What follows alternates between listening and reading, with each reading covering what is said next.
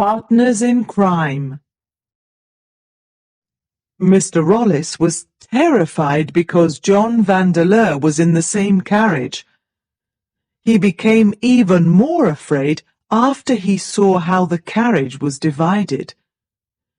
There were 3 compartments in the carriage. Each compartment was separated by only a sliding door.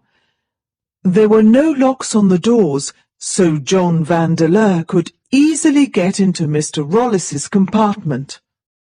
I'm sure he's going to find out I have the Rajah's diamond, thought Mr. Rollis. Mr. Rollis put the diamond in the inside pocket of his jacket and then put on his coat.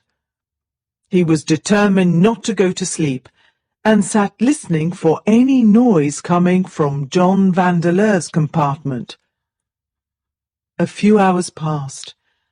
The train was almost halfway to Edinburgh when Mr. Rollis started to feel sleepy.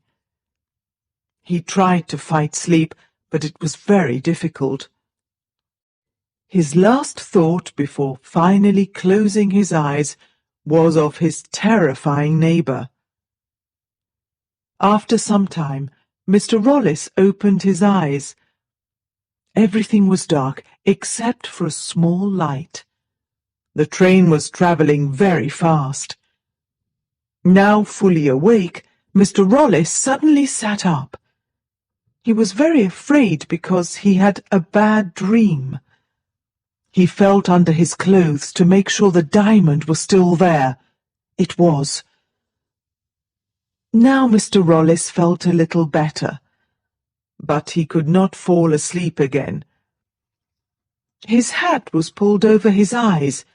He stared at the sliding door. Everything was quiet, except for the noise of the train. Suddenly, he noticed the door moving a little, then a little more. Finally, it moved enough for him to see John Vandeleur's head. He felt that John Vandeleur was looking at him. He kept very still. After some time, John Vandeleur moved his head back. Then he closed the door. Mr. Rollis did not know why, but he thought John Vandeleur was afraid of him.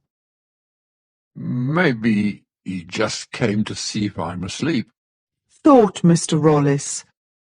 This made him feel brave enough to go and open the door himself. He got up and slowly made his way to the sliding door separating his and John Vandeleur's compartment. When he got there, he opened the door just enough to see what John Vandeleur was doing. He was shocked by what he saw. John Vandeleur had a knife in his hand. He's using it to cut the sleeve of his coat. But why? Thought Mr. Rollis. He soon saw the reason. There were diamonds in the sleeve of his coat, and John Vandeleur was taking them out and letting them drop into a hat box on the floor. After the diamonds, John Vandeleur took from the sleeve a magnificent tiara. Lady Vandeleur's tiara. It was exactly as the police inspector described it. So, John Vandeleur is a diamond thief too, thought Mr. Rollis. This made him feel brave. Without thinking, he opened the door completely and said, I take a great interest in diamonds. I see you do as well. I have something here that might interest you. John Vandeleur was very surprised and angry. Mr. Rollis quietly took the diamond box out. He opened it and showed Mr. Vandeleur the Rajah's diamond. John Vandeleur could do nothing but stare at it in shock. I see we have diamonds from the same collection, said Mr. Rollis. I don't understand. Aren't you a priest? asked John Vandeleur. I'm a student of theology. But don't judge me so quickly. I'll tell you how I found the diamond. You'll understand why I did what I did. Answered Mr. Rollis. Then he told John Vandeleur about his visit to his landlord's garden and how he met Harry Hartley. Mr. Rollis ended his story with these words. When I saw Lady Vandeleur's tiara, I knew that we see the world in the same way. I showed you the diamond because I hope you'll help me. Of course, you may have half of what I make. John Vandeleur didn't think twice about his answer. He said, You're certainly a very brave man, Mr. Rollis. You're also better at crime than you think.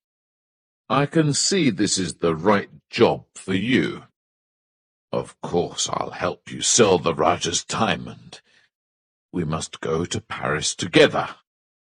But first, I just have to do something in Edinburgh for my brother. Then we can go to Paris. Before the end of the month, we'll be rich, Mr. Rollis. That was how the two men agreed to work together to sell the diamond. But to find out what happened to the Rajah's diamond, you must first read the story of a young man named Francis Scrimger.